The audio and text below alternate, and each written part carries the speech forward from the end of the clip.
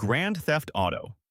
This top-down crime game launched in 1997 with a simple premise: steal cars, complete missions, and cause chaos across three fictional cities. Its isometric view and minimal story felt more like an arcade experiment than a narrative experience, but it introduced the open-world freedom that would define the series. Players could ignore missions entirely and just explore, a radical idea at the time. The controversy over its violent content began here, drawing media attention that ironically fueled its success. It mattered because it proved that giving players freedom, even in a rough pixelated world, was more compelling than rigid level design. Grand Theft Auto 2. Released in 1999, this sequel refined the original formula with a futuristic setting, faction-based missions, and improved graphics.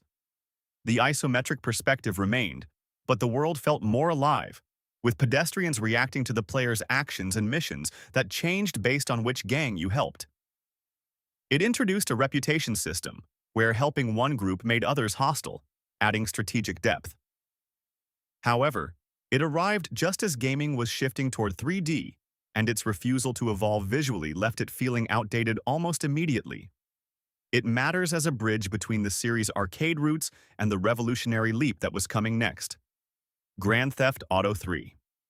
This 2001 release changed everything by moving the series into full 3D and placing players in a living, breathing Liberty City. For the first time, you could look around, drive freely in any direction, and experience a crime story told with cinematic cutscenes and voice acting. The radio stations, the pedestrians, the police chases, it all felt unprecedented. It wasn't just a better GTA, it redefined what open-world games could be. Nearly every modern sandbox game owes a debt to the template 3 established. It mattered because it proved that freedom and narrative could coexist in a single, sprawling world. Grand Theft Auto, Vice City. Set in a neon-soaked 1980s Miami parody, this 2002 entry leaned hard into style, music, and atmosphere. The story of Tommy Vercetti, a mobster rising through the criminal ranks, was delivered with Hollywood-level voice acting and a soundtrack packed with era-defining hits. The city felt vibrant and playful, with faster cars, brighter colors, and a tone that balanced satire with genuine drama. It showed that GTA could be more than gritty crime. It could be a love letter to pop culture. It mattered because it expanded the series' emotional range, proving that nostalgia and humor could deepen player engagement. Grand Theft Auto, San Andreas. This 2004 epic scaled everything up. 3 massive cities, a huge countryside, character customization, gang territory control, and a story about family, betrayal, and redemption. CJ's journey felt personal, and the world reacted to your choices in ways no previous game had attempted. You could work out, change your style, recruit gang members, or just get lost in the wilderness. It was ambitious to the point of chaos, but that ambition is exactly why it resonated. It mattered because it showed that open-world games could be as complex and systemic as players wanted them to be. Grand Theft Auto 4. Released in 2008, this entry traded cartoonish fun for gritty realism, bringing a more grounded story, physics-based driving, and a morally complex protagonist in Nico Bellic. Liberty City was rebuilt with stunning detail, every street feeling lived in and authentic.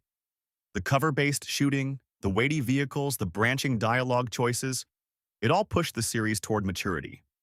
But the darker tone divided fans who missed the playful chaos of earlier games. It mattered because it proved GTA could tackle serious themes without losing its identity, setting a new benchmark for narrative depth in action games. Grand Theft Auto 5. This 2013 masterpiece introduced 3 playable protagonists, a massive map-blending city, desert, and ocean, and a story about heists, greed, and the American dream. The scale was unprecedented. You could switch characters mid-mission, invest in the stock market, or spend hours just customizing cars. The satire was sharper, the world more reactive, and the technical polish nearly flawless. It also launched GTA Online, which evolved into a persistent multiplayer universe of its own. It mattered because it perfected the formula, balancing freedom, story, and spectacle in a way that appealed to both casual players and hardcore fans. Grand Theft Auto Online. Launched alongside GTA 5 but evolving into its own phenomenon, this persistent multiplayer mode lets players create characters, team up for heists, compete in races, and build criminal empires with friends. Regular updates have added new missions, vehicles, businesses, and even entire storylines, keeping the world fresh for over a decade. It shifted the series from a single-player experience to a live service, changing how Rockstar approaches game development and monetization. It matters because it redefined what a post-launch game could be, turning a blockbuster into a platform that continues to grow and adapt.